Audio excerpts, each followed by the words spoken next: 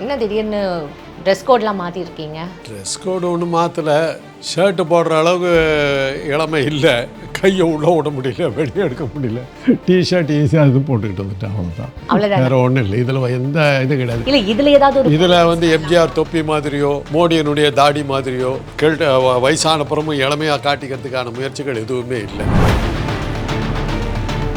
நான் போய் இறங்க வேண்டிய ஊர் பேர் அட்லாண்டான்னு பேர், 10 மணி நேரம் ட்ராவல். அங்கே போய் இறங்குறேன், 112 டிகிரி வெயில்,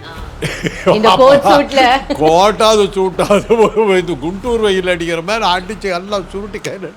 அப்போ தான் தெரிஞ்சது இந்த ஹாலிவுட் படங்களை பார்த்துட்டு முட்டாள்தனமாக எல்லாரும் சூட்டில் இருப்பாங்க. முட்டாள்தனம். ராயன் படம் பெரிய அளவில் ஓடுன்றதை எதிர்பார்த்தோம் சார். ஆனால் ராயன் படம் அந்தளவுக்கு ஓடாத மாதிரி தெரியுது சார். என்கிட்ட இந்த கேள்விக்கு பதிலே இல்லை, ஏன்னா நான் ரெண்டையுமே பார்க்குறேன். ட்ரெய்லர் பார்த்துக்கிட்டே இருக்கு. ஆயுத எழுத்துக்கு பிறகு ரெஹமான் பாடல் கொஞ்சம் மனசை தொடாமல் போடுறது இந்த படமாக தான் இருக்கும். ரெஹமானுடைய இசை இருக்கிற மாதிரி தெரில, ஒரு அந்த ஏதோ ஒரு ஹை பிச்சில் பாடுற அந்த வழக்கமான ஸ்டைலில் பாடுறாரு. அந்த ட்ரெய்லர் நம்மளை ஈர்க்கலை, பார்க்கணும்னு தோணலை, அவ்வளோதான். நான் என்ன பண்ணிட்டேன் சேகர், நான் இவ்வளோ டென்ஷன் ஆகிட்டு போகிறேன். ஸோ ட்ரெய்லரை வச்சு தான் ட்ரெய்லர் நீங்கள் நல்லா காட்டணுமா, படத்தை பார்க்கணுன்னு இந்த படத்தை ரிலீஸ் அன்றைக்கே பார்க்கணுங்கிற எண்ணத்தை உண்டாக்கணும். அதுதான் ட்ரெய்லர். என்ன காட்டுறாங்கன்னு தெரியல, கதனுடைய முக்கிய இதையே காணும். தனுஷ் அவர்களுக்கு நிறைய இப்போ விமர்சனங்கள் எழுந்ததுனால அந்த படம் ஓடலையா, அந்த மாதிரி கூட பேசப்படுது. அதெல்லாம் சும்மா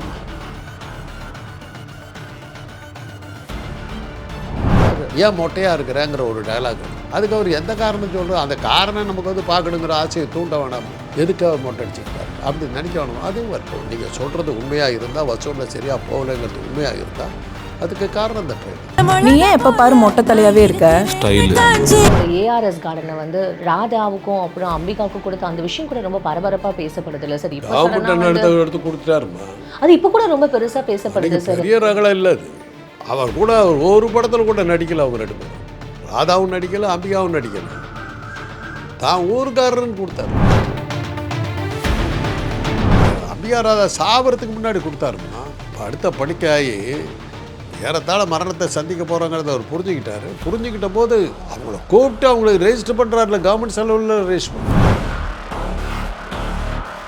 சென்னையில் சுற்றி இருக்கிற அத்தனை ஏரிகளில் என்ஜினியரிங் காலேஜுக்கு அனுமதி கொடுத்து அங்கே கட்ட வச்சது எம்ஜிஆர். இதெல்லாம் ஒரு பக்கம் இருக்குது. அவரை பற்றி பல நல்ல விஷயங்கள் நிறையா இருக்குது, இல்லைன்னு சொல்லலை. அதாவது கவர்ச்சியான விஷயங்கள் தான் அவர் செஞ்சார்.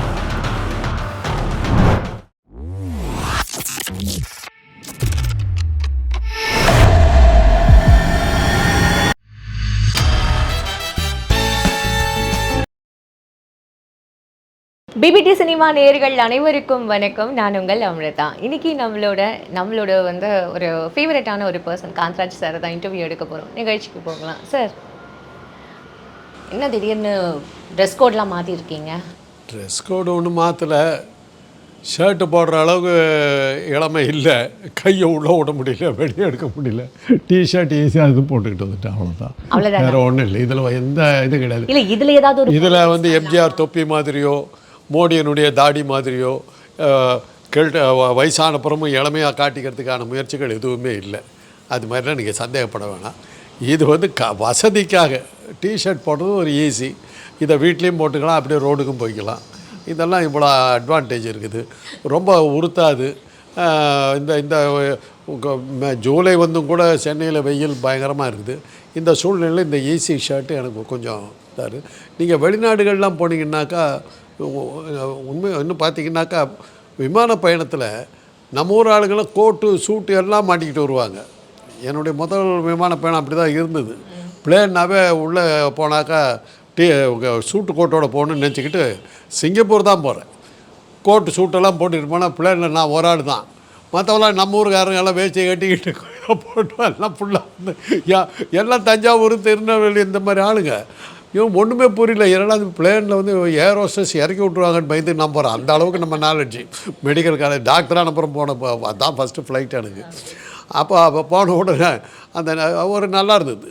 உடனே ஏர் ஹோஸ்டஸ் சார் அப்படின்னு சொல்லிட்டு அந்த கோட்டை கழட்டி அதை உள்ளே ஒரு இது இருக்குது, அதில் போட்டுறாங்க, அந்த ஹேங்கரில் மாட்டிடுறாங்க, அது உள்ளே போயிடுது. அப்புறம் அதை பார்த்த உடனே பக்கத்தில் ஒரு மலையாளி ஒருத்தார், லக்கி மேன் சார் அந்த ஏர் ஹோஸ்டர்ஸ் வந்து கோட்டைகள் ஏன்னா கழட்டுறதுக்கு முயற்சி பண்ணும்போது அவங்க வந்து கழட்டிட்டாங்க. இதெல்லாம் எங்களுக்கு தெரியாமல் போச்சு சார்னாரு. அதுக்காக தானே நீங்க கோட் சூட் போட்டுட்டு போனீங்க. தெரியாமல் நடந்த ஒரு நன்மை அது. நன்மையில் ஒரு எக்ஸைட்மெண்ட். இதெல்லாம் ஒரு அனுபவம். அதே மாதிரி யூஎஸ் போகும்போது இந்தியாவிலேருந்து நைட்டு ஃப்ளைட்டில் போயிட்டேன். ஏர்லி மார்னிங் ஃப்ளைட் வந்து ஃப்ராங்க்ஃபர்ட் ஜெர்மனில் வந்து ஃப்ளைட் மாறணும். ஃபுல் சூட்டில் இருந்த ஒரே ஆள் நான் மட்டுமே. எல்லா ஷார்ட்ஸு டிஷர்ட்டு இப்படி தான் வர்றாங்க. அப்போ 8 மணி நேரம் பயணம் இது முடிச்சுட்டு நான் போய் இறங்க வேண்டிய ஊர் பேர் வந்து அட்லாண்டான்னு பேர். 10 மணி நேரம் ட்ராவல். அங்கே போய் இறங்குறேன். 112 டிகிரி வெயில். கோட்டாது சூட்டாது குண்டூர் வெயில் அடிக்கிற மாதிரி அடித்து எல்லாம் சுருட்டி கையில். அப்போ தான் தெரிஞ்சது இந்த ஹாலிவுட் படங்களை பார்த்துட்டு முட்டாள்தனமாக எல்லாரும் எந்நேரமும் சூட்டில் இருப்பாங்க.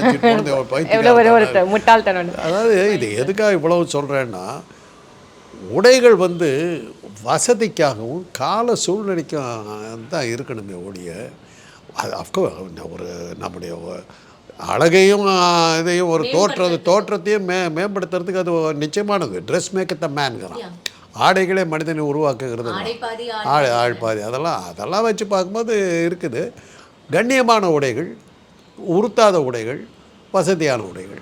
சார் ராயன் படம் பெரிய அளவில் ஓடுன்றதை எதிர்பார்த்தோம் சார். ஆனால் ராயன் படம் வந்து அந்தளவுக்கு ஓடாத மாதிரி தெரியுது சார். காரணம் என்னென்னா ராயன் படத்துக்கு ஈக்குவலாக இப்போ டெட்பூல்னு ஒரு இங்கிலீஷ் படம் வந்ததுக்கு அப்புறம் இது ரெண்டுமே வந்து கம்பேர் பண்ணி பார்க்க ஆரம்பிச்சிட்டாங்க சார். ஸோ அதனால் ராயன் படம் அந்தளவுக்கு ஓடல, டெட்பூல் தான் நல்லா ஓடுற மாதிரி பேசப்படுது சார். என்கிட்ட இந்த கேள்விக்கு பதிலே இல்லை. ஏன்னா நான் ரெண்டையுமே பார்க்கல. ராயன் படம் வந்து கடந்த ஒரு 20 நாளாக டிவியில் போட்டு அதை இது ட்ரெய்லர் போட்டுக்கிட்டே இருக்காங்க. அந்த ட்ரெய்லர் பார்த்துக்கிட்டே இருக்கேன். ஆயுத எழுத்துக்கு பிறகு ரஹ்மான் பாடல் கொஞ்சம் மனசை தொடாமல் போனது இந்த படமாக தான் இருக்கும். ரஹ்மானுடைய இசை இருக்கிற மாதிரி தெரில. அவர் அந்த ஏதோ ஒரு ஹை பிட்சில் பாடுற அந்த வழக்கமான ஸ்டைலில் பாடுறாரு. ஒருவேளை அந்த கதைக்கு அப்படி தேவைப்பட்டுச்சோ என்னமோ தெரில. பாடல் நம்மளை ஈர்க்கலை, அந்த ட்ரெய்லர் நம்மளை ஈர்க்கலை, பார்க்கணுன்னு தோணலை. அவ்வளோதான். இப்போது இதே தனுஷ் கேப்டன் மில்லர் என்ன மாதிரி எடுத்திருந்தார், என்ன மாதிரி ஆக்டிங், என்ன த்ரில்லிங்கு. ஒரு ஆங்கில படத்துக்கு நிகராக இருந்தது. இந்த படத்தை பார்க்கணுன்னு தோல்ல. சமீப காலமாக வர்ற படங்களுடைய ட்ரெய்லர் கட் பண்ணுறவங்களுக்கு எப்படி ட்ரெய்லர் கட் பண்ணாக்கா பார்க்கணுங்கிற ஒரு ஆர்வம் தோணுங்கிற மாதிரி ட்ரெய்லர் இருக்கணும். அப்படியே இந்த சீன் வருதா பார்த்துடணும் அப்படின்னு. ஒரு உதாரணத்துக்கு சொல்லணுன்னா, லயன் கிங்னு ஒரு படம் வால்ட் டிஸ்னிது. அந்த ட்ரெய்லர் பார்த்தோன்னே என் மனைவி அதிகமாக இங்கிலீஷ் படம் பார்க்க விரும்ப மாட்டாங்க. இந்த படம் பார்க்கணுன்னாங்க. ஜஸ்ட்டு வந்து ட்ரெய்லர் பார்த்துட்டு அதுக்கு நான் அப்போ ஆவடியில் இருந்தேன். ஆவடியில் போய் என்னுடைய ஸ்டூடெண்ட்ஸ் எல்லாம் வந்து கரெக்டாக வந்து சேர்ந்தாங்க. சார் இந்த லயன் கிங்குக்கு போகலாம் சார். என்னுடைய ஸ்டூடெண்ட்ஸ் 20 பேரோட படத்தை பார்த்தேன். அந்த படம் அந்த ட்ரெய்லர் பார்த்ததுக்கப்புறம் ஒரு படம் வரத்துக்கு 10 நாளைக்கு முன்னாடி அந்த ட்ரெய்லர் வந்துருச்சு. படம் பார்க்கணுன்னு வந்தது. அதே மாதிரி தமிழ் படத்தில் ட்ரெய்லர் வந்து பிரமாதமாக இருந்து அப்படியே பார்த்தே ஆகணும்னு தூண்டி விட்ட ஒரு படம்னு எடுத்திங்கன்னா திரும்பிப்பார். கலைஞருடைய வசனம், சேலம் மாடர்ன் தியேட்டர்ஸ். அதில் இருந்த பல டயலாகுகள் படத்தில் கட் பண்ணிட்டாங்க, சென்சார் ஆகிடுச்சு.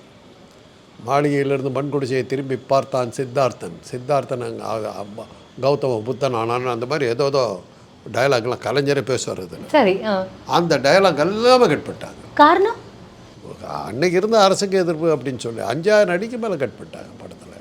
கட் பண்ணி படத்தை பேன் பண்ணுற அளவுக்கு போயிடுச்சு. பராசக்தியை விட பயங்கரமான படமாக அந்த படம் கருதப்பட்டுச்சு.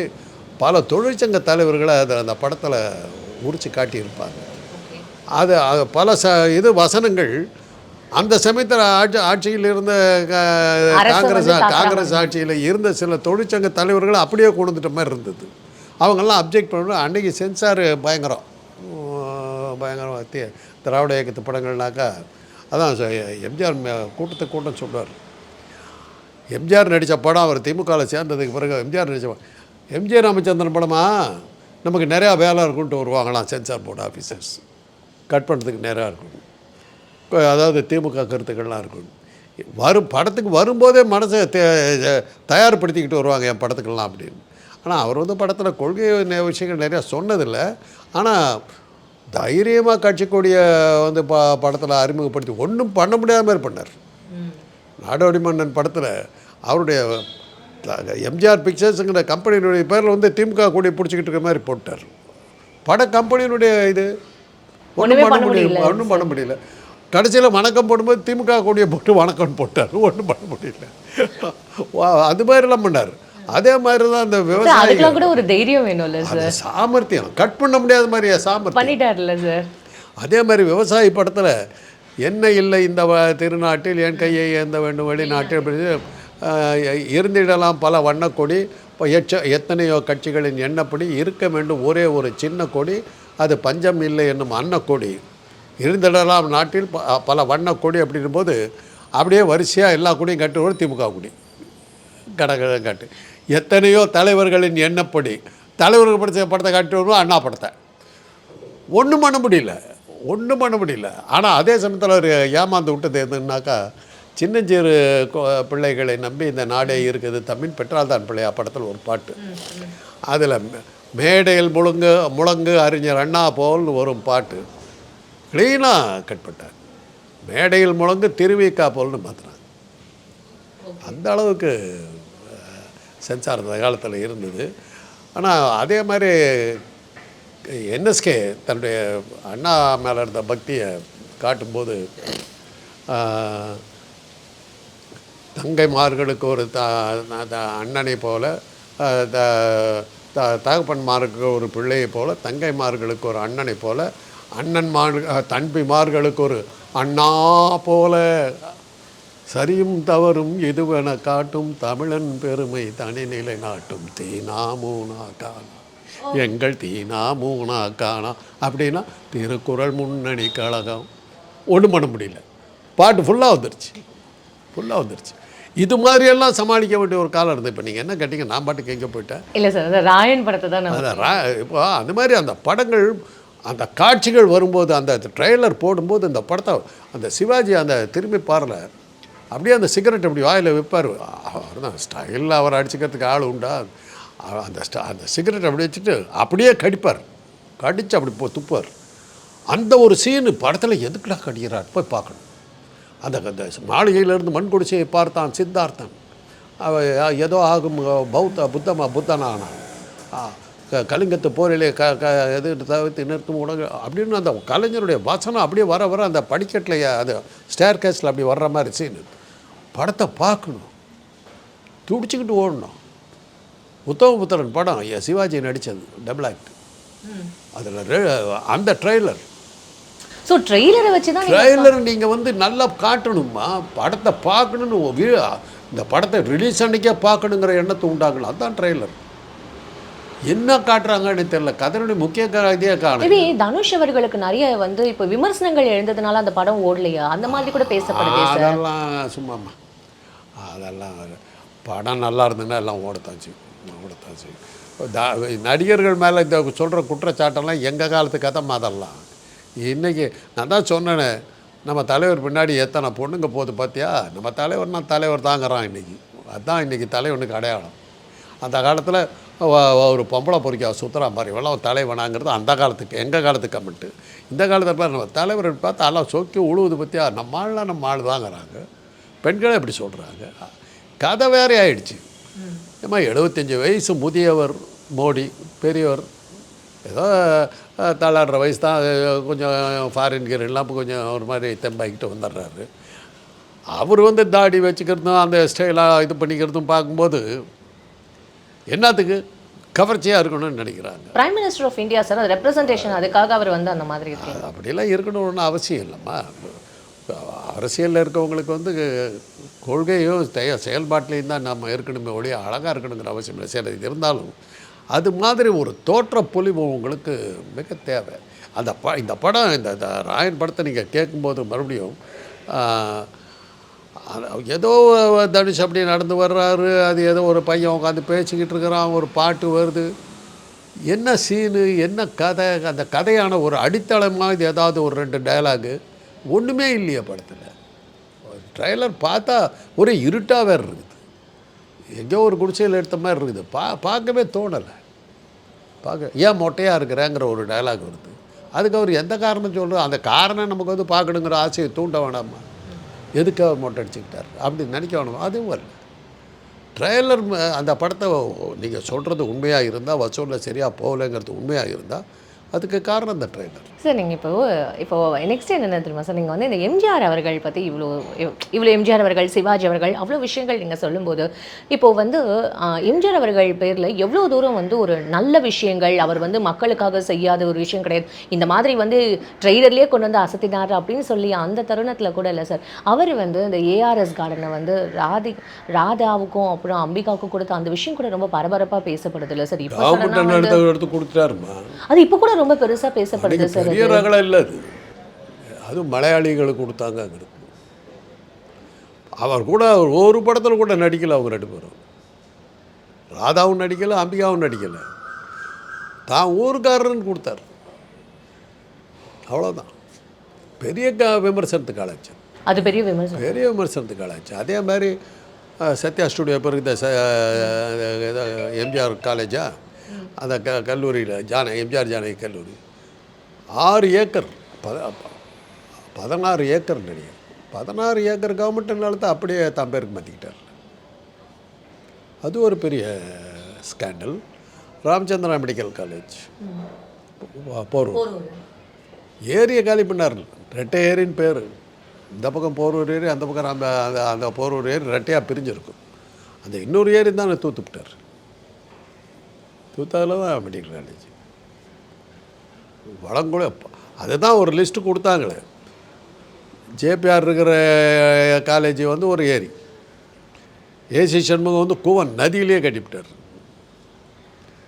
அதே அப்புறம் வந்து ஜெகத்ரட்சங்க ஜெகத்ரட்சங்கள், அப்புறம் யார் இந்த மாதிரி வரிசையாக ஜெகத்ரட்சன் அவர் கூட மெடிக்கல் காலேஜ் ஒன்று இருக்குது சார். எல்லாமே ஏரிகள். சென்னையில் சுற்றி இருக்கிற அத்தனை ஏரிகளில் என்ஜினியரிங் காலேஜுக்கு அனுமதி கொடுத்து அங்கே கட்ட வச்சது எம்ஜிஆர். இதெல்லாம் ஒரு பக்கம் இருக்குது. அவரை பற்றி பல நல்ல விஷயங்கள் நிறையா இருக்குது, இல்லைன்னு சொல்லலை. அதாவது கவர்ச்சியான விஷயங்கள் தான் அவர் செஞ்சார். வளர்ச்சிக்கு காண தேவையான விஷயங்கள் எதுவுமே செய்யலைங்கிறது தான் சிஏஜி அறிக்கை. All are attractive programs, not useful programs, not towards progress அப்படின்ட்டா. It's only for publicity. தனிப்பட்ட மனுஷனுக்கு கொடுத்தாருமா. சசிகுமார் ஒரு நடிகர் அப்போ இருந்தார். அதில் என்ன குடும்ப தகராறில் அவங்க மனைவி பெட்ரோலை ஊற்றி நெருப்பு வச்சுக்கிட்டாங்க. இவர் அவதியாக ஓடி போய் ஐயோ இப்படி பண்ணிட்டேன்னு போய் அதை கட்டி பிடிச்சி அந்த நெருப்பை இது பண்ணும்போது 2 பேத்துக்கு நெருப்பு ஃபுல்லாக பிடிச்சிருச்சு. பிடிச்சி 2 பேரையும் வந்து ராயப்பேட்டை ஹாஸ்பிட்டலில் போட்டாங்க. அப்போ வந்து பேர்ன்ஸுக்குன்னு ஒரு வார்டு கிடையாது, தீக்காயத்துக்குன்னு தனி வார்டு கிடையாது. அந்த சமயத்தில் ஏர் கண்டிஷன் இருந்தால் நல்லா இருக்கும்னு சொன்னாங்க. சம்பந்தமே இல்லாத நடிகர் 2 ஏர் கண்டிஷன் கொண்டு வந்து ராயப்பேட்டை ஹாஸ்பிட்டலில் போட்டார் எம்ஜிஆர். அது மாதிரி தனிப்பட்ட முறையில் செஞ்சார். அவர் ஆட்சிக்கு வந்தபோது ராயப்பேட்டை ஹாஸ்பிட்டலில் வந்து பர்ன்ஸ் வார்டை உருவாக்கியிருக்கலாம்ல, உருவாக்கலையே, செய்யலையே. எனக்கு பாதிப்புனா எனக்கும் கொடுத்தாரு ஒழிய இந்த நாட்டு மக்கள் போராட்டத்துக்கு பயன்படுகிற திட்டங்களே இல்லையே சார். இது வந்து ரொம்ப முரண்பாடாக இருக்கிற மாதிரி இல்லையா சார்? ஏன்னா அவர் நிறைய கூட இருந்ததுனால தான் நான் சொல்கிறேன். என்ன தொழிற்சாலை வந்து எம்ஜிஆர் பீரியடில் புகழூர் காகிதாலயோ ஏதோ ஒன்று, அதுதான் எங்கள் அண்ணன் தான் தொழில் அமைச்சர். ஒரு விஷயமும் நடத்துலையே. ஒன்று வேலூரில் வெடிகுண்டு தொழிற்சாலை, புகழூரில் ஒரு காகித தொழிற்சாலை, 9 வருஷம் ஆண்டதில் 2 தான் தொழிற்சாலை. பல பேர் வரமாட்டேன்ட்டு போயிட்டாங்கம்மா, இந்த ஏரியாவை வேணான்ட்டு போயிட்டாங்க. லேலண்டனுடைய எக்ஸ்பேன்ஷன் வந்து இங்கே வந்தபோது எவ்வளவு தொந்தரவு கொடுத்தாங்க தெரியுமில்ல. எங்கள் அண்ணன் தான் இண்டஸ்ட்ரீஸ் மினிஸ்டர். இங்கே வரக்கூடாதுங்கிறதுக்கு எவ்வளோ தடங்கள் வச்சாங்க, எங்கே போகணும்னு நினச்சாங்க தெரியுமில்ல. திருவனந்தபுரத்தில் வையினாங்க. தமிழ்நாட்டுக்கு வர்றேங்கிற ஆளை, இந்துஜா கம்பெனியை திருவனந்தபுரத்தில் திறந்து வையின்றாங்க. எங்கள் அண்ணன் தான் பேசுகிறார். அந்த அளவுக்கு அவருடைய எம்ஜிஆருடைய நாட்டு பற்று அப்படி இருந்தது. அவங்க க்ளீனாக சொல்லிட்டாங்க, Kerala is a communist state, நாங்கள் போய் அங்கே மாட்டிக்க விரும்பலை, வெல்கோ அப்படின்னு சொல்லிட்டு ஆந்திராவுக்கு போனாங்க. அதுக்குள்ளே நல்ல காலம் இதாகி ஓசூர்லேயே செகண்ட் யூனிட் போட்டாங்க. இல்லை நம்ம கை விட்டு போயிடும்.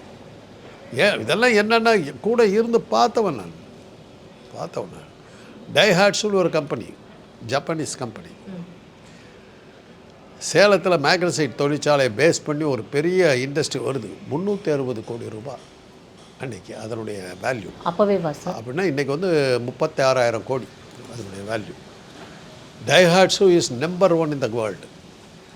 அவன் வர்றான் சேலத்தில். இதுக்காக ஒரு ஆஃபீஸ் போட்டு சேலத்தில் ஓப்பன் பண்ணிட்டாங்க. அந்த டைஹாட்ஸ் என்ன தான் வந்து பார்த்தாங்க, இண்டஸ்ட்ரீஸ் மினிஸ்டரோட தம்பிங்கிற முறையில். எனக்கு என்னன்னே அதோ வழக்கப்படி எனக்கு ஒரு அளவும் தெரியாது, என்னமோ கூப்பிட்றாங்க. அவங்க என்ன நினச்சிட்டாங்கன்னா எல்லா மந்திரி மாதிரி வீடு மாதிரி தம்பிக்காரன் தான் அண்ணனுக்கு வசூல் பண்ணி கொடுப்பான்னு நினச்சிக்கிட்டு அவங்க வந்துட்டாங்க. எல்லா வீட்லேயும் அதுதான் நடக்கும். எங்கள் அண்ணன் அந்த விஷயத்தில் ரொம்ப கரெக்டாக இருக்கார். எதுவாக இருந்தாலும் தானே டீல் பண்ணுவார். என்ன அரசியலும் கூடல, இந்த விவகாரத்துக்கு கூடல. வீட்டில் காய்கறி வாங்குறது, காப்பி போடுறது தவிர எனக்கு அவர்கிட்ட எந்த சுதந்திரமும் இருந்ததில்லை. சினிமாவுக்கு போனால் கூப்பிட்டு போவார், அவ்வளோதான். எனக்கு அவருக்கு இருந்த உறவு ஒன்று. வீட்டு விவகாரங்கள் சொந்தக்காரங்க வந்தால் பார்த்துக்கிறது, இதெல்லாம் வந்து தான் என்னுடைய வேலையாக இருந்தது. இவங்க நினச்சிட்டாங்க மற்ற அமைச்சர்களுடைய உறவுக்காரர்கள் மாதிரி வசூல் பண்ணி கொடுத்து தம்பியாக தான் இருப்பான்னு நினச்சிட்டு எனக்கு கூப்பிட்டாங்க. போய் பார்த்தேன். எனக்கு என்ன கிக்குன்னா, ஒரு ஜப்பான்காரர் வந்திருக்காங்க, அவங்க என்ன பேச போகிறாங்கங்கிறது. ஒரு வெளிநாட்டுக்காரன்னு ஒரு கிக்கு ஒரு இல்லை. அதுக்கு போனால் அது இது மாதிரி அப்படின்னாங்க. அப்புறம் நான் அந்த சம்மந்தப்பட்ட அதிகாரி எனக்கு ரொம்ப தெரிஞ்சவர். அதில் அடுத்த ஆஃபீஸராக இருந்தவர் வந்து என்னுடைய கிளாஸ்மேட்டு ஷண்முகத்துக்கு ஃபோன் போட்டேன். உடனே அவர் கேட்டார், ஏன்னா நீ இதில் இன்ட்ரெஸ்டடானார். இல்லை, அவங்க என்னை பார்த்தாங்கன்னு. டைஹாட்ஸுவே வர்றானா அப்படின்னு. ஆமாம் அப்படின்னு. நீ எப்படி சொல்கிற? எல்லாம் அப்போல்லாம் செல்ஃபோன்லாம் கிடையாதுல்ல. எல்லாம் சொல்லி இந்த மாதிரி இங்கே பார்த்தேன், இவங்க இதெல்லாம் இவங்களை மீட் பண்ணி இவரை தான் மீட் பண்ணேன் அப்படின்னு. அவரே வந்தாரான்னு. அந்த அளவுக்கு அவங்களுக்கு தெரிஞ்சிருக்குது. இதில் அவன் வர்றான உடனே, அந்த கம்பெனி வருதுன்ன உடனே இவங்க வேற எங்கேயோ டீல் பண்ணிகிட்ருக்காங்க. எம்ஜிஆர் வீட்டுக்குள்ளார இருப்பவர்கள் வேற எங்கேயோ டீல் பண்ணிட்டாங்க. அது அவருக்கு தெரியுமா சார்? அவருக்கு தெரியாது. இது வந்து நான் இது பண்ணிட்டோன்னா மாதவன் நாயருங்கிறவர் தான் அதிகாரி. அதுக்கும் மலையாளி தான். அவர் எம்ஜிஆர்கிட்ட தகவல் சொல்லிட்டார்.